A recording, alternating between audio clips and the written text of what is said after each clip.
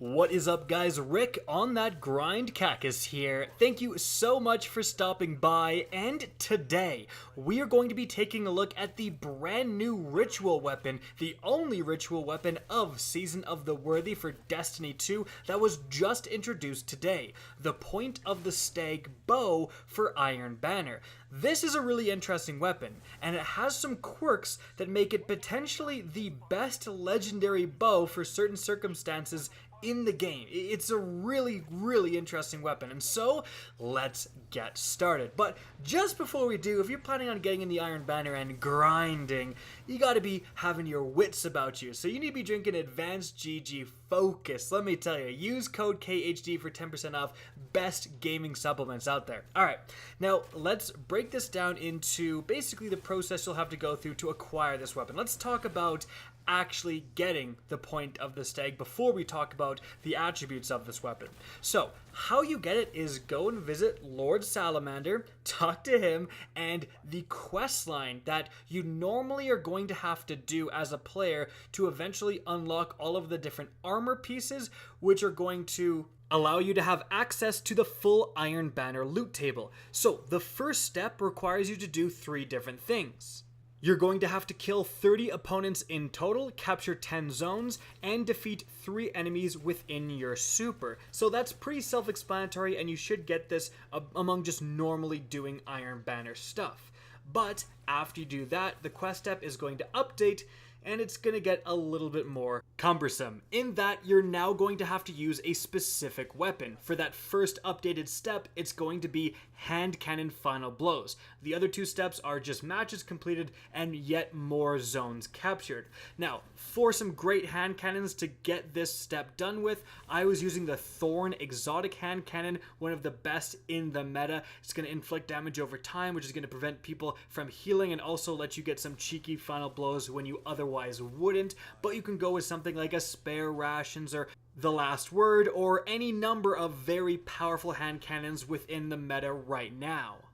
Remember that for this hand cannon quest step and for all of the other weapon specific quest steps, it is actual literal final blows. It doesn't matter if you do the 99% of the damage to kill the guy. If you don't actually kill him, you're not going to get a point in completion. So just remember that when engaging enemies. But once you do get this done, your quest step is going to update. You have opponents defeated out of 100 overall. You then have zones to capture again, and now you have SMG final blows. Now, as for an SMG to use, like if you're on PC, obviously the Recluse is still like numero uno, but if you're on console, it has a lot more recoil. Honestly, the gun that I found the most success with is the brand new 7th SERAPH SMG, specifically because it had, well, Feeding Frenzy is a great perk, but mainly it's going to be firmly planted, which when you crouch or slide basically just eliminates all of your recoil and makes it very accurate. I really enjoyed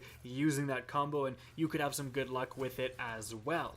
But once you do get that quest step updated, the next featured weapon is going to be fusion rifles. Now remember, we're switching off of primaries, so make sure you have a bunch of fusion rifle scavengers. That's going to help you quite a bit. But as for good fusion rifles to use, I would recommend something like for exotics, the Bastion is excellent. The Jotun is an option as well. But if you have this Godroll Erentil right here, that again features that firmly planted perk, that is absolutely key. Then I also have rangefinder, high zoom optic is important as well. Liquid coils for more damage too can definitely slap in the Crucible. Now you are also going to have to get 15 super defeats and even more zone captures. And after you get this step done, your quest is going to update yet again, and then, even though the quest will not be finished, you'll actually have to get 10 bow kills to continue. You will outright get the Point of the Stag in its full ritual role. And that's actually really interesting because as you've been completing these different quest steps, it kind of gives you an Iron Banner weapon for the quest step. So just before you get on hand cannons, you'll get a Cremil's Dagger hand cannon 100% of the time for your drop. So your bow drop is just the actual ritual weapon you're chasing. So you don't actually have to finish the entire quest in order to outright get the bow. You've got it at this point. So let's talk about this bow. It's going to be in the 612 Draw Time archetype. The first choice of 2 perks, which is kind of a unique thing about ritual weapons, is firstly, no distractions. So aiming this weapon for a short period reduces flinch, can be very good in actually landing your shot, especially in PvP. And then we have Archer's Tempo. Draw time decreases after every precision hit. The next choice of 2 is firstly Eye of the Storm. This weapon becomes more accurate and boosts handling as your health gets lower. So as you're getting shot at, you have an even higher chance to for sure hit your shot. But then we have really the key feature of this weapon, and that is Vorpal Weapon. Increased damage against bosses, vehicles, and guardians with their super active. So, of course, how does this thing actually fare against other player supers? Well, it turns out very interestingly. So, of course, the main question is, can this one-shot an enemy within their super? And it turns out, unfortunately/fortunately, no, it cannot. Even with an extremely low armor super like this golden gun, I'm doing 181 damage. Even with a chaos reach, I wasn't able to kill in one shot, doing 145 damage. But this is where things get really interesting. Normally, Vorpal Weapon is going to do, sometimes does 30%, sometimes 40% more damage against supers. What does it do on this specific bow? Well, as you can see right now, when I shoot this Arc Strider, I'm doing 114 damage to the head.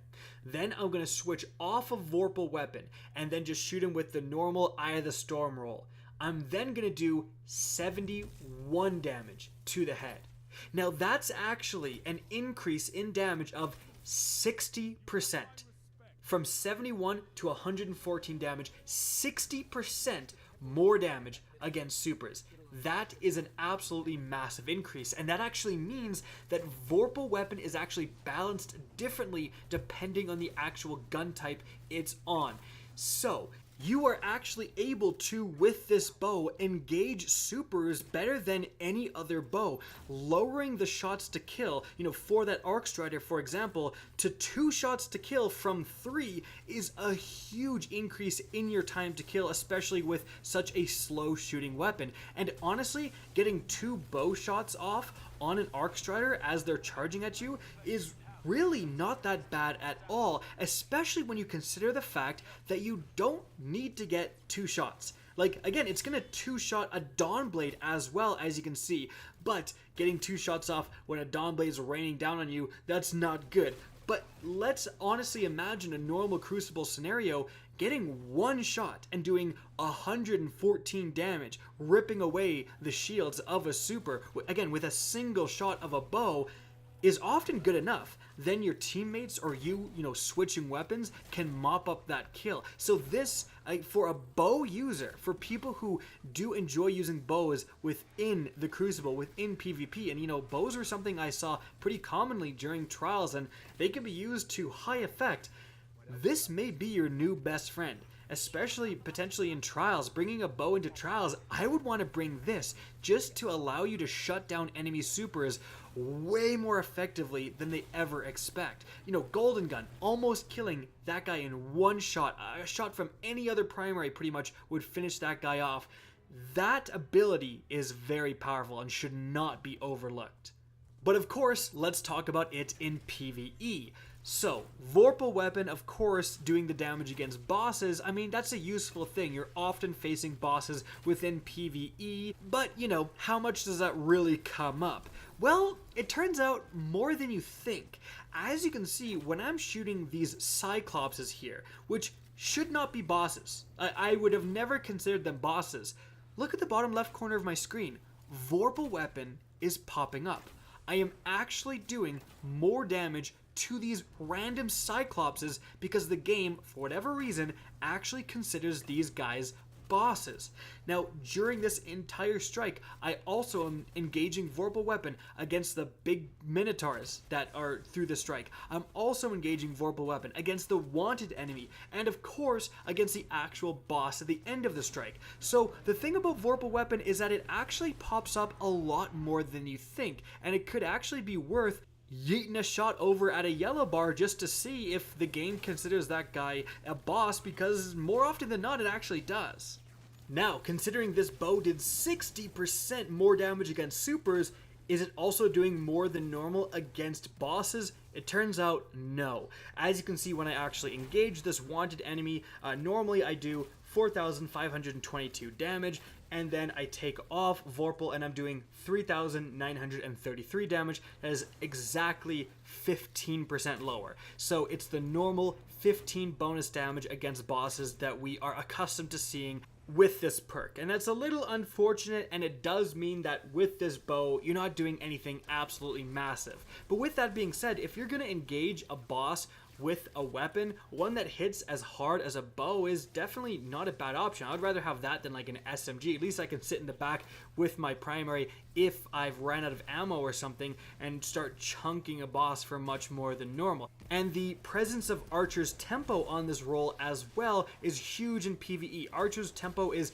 nearly required for any sort of PvE bow roll, because you just need to be ramping up those shots as quickly as possible, because you're dealing with so many enemies and bows just shoot so slowly. So this weapon is a little bit of a pain in the butt to get. Iron Banner is, you know, less than fun for a lot of people, but it's not too bad to get, especially if you use some of my weapon recommendations. And having access to this weapon, I think, is, especially if you are someone who is running bows in PvP already, I think that it's like essential to get this weapon. It can do things that other bows just can't do, and it's really going to take people by surprise when they pop their supers and push on you and think they're safe.